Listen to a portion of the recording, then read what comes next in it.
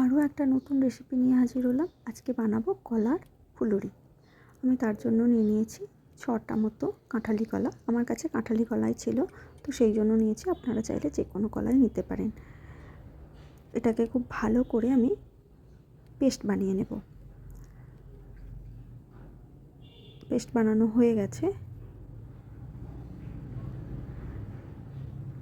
এবার একটা জায়গার মধ্যে আমি 1/2 কাপ সুজি নিচ্ছি, 4 ভাগের 1 ভাগ চালের গুঁড়ো, আর একদম ভর্তি করে 1 কাপ ময়দা।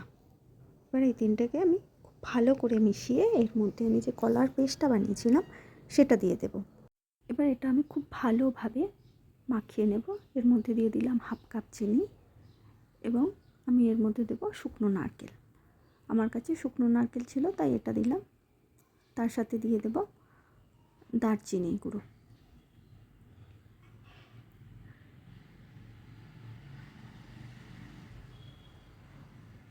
এবার সবগুলো আমি খুব ভালো করে মাখিয়ে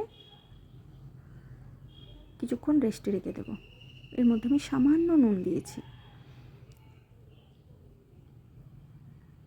পেস্টটা একদম মাখানো হয়ে গেছে। এবার এটাকে আমি 10 মিনিটের জন্য ঢাকা দিয়ে রেখে দেব। কড়াই সাদা তেল গরম করতে দিয়েছি। এবার একটু একটু করে আমি ওই ব্যাটারটা নিয়ে ফুলুরির আকারে করে এগুলোকে আমি ভেজে নেব। অনেক সময় বাড়িতে দেখা যায় যে কলা একটু বেশি পেকে গেলে অনেকে খেতে চায় না। সেই ক্ষেত্রে পাকা কলাগুলো দিয়ে যদি এইভাবে ফুলুরি বানানো যায়, তাহলে আর পাকা কলাগুলোকে, একটু বেশি পেকে যাওয়া কলাগুলোকে আর ফেলে দিতে হয় না।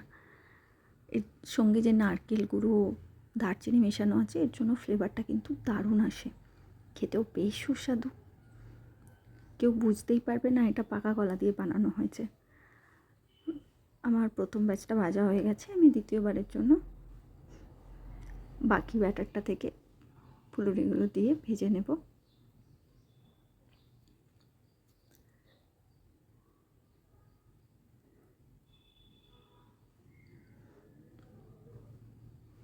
সুন্দর লাল লাল করে আমি উল্টে পাল্টে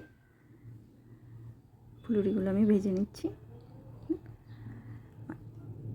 একদম তৈরি হয়ে গেছে পাকা কলার ফুলুরি। খেতে কিন্তু দুর্দান্ত হয়েছে। আপনারা একবার ট্রাই করবেন বাড়িতে। আশা করছি ভালো লাগবে। Thank you.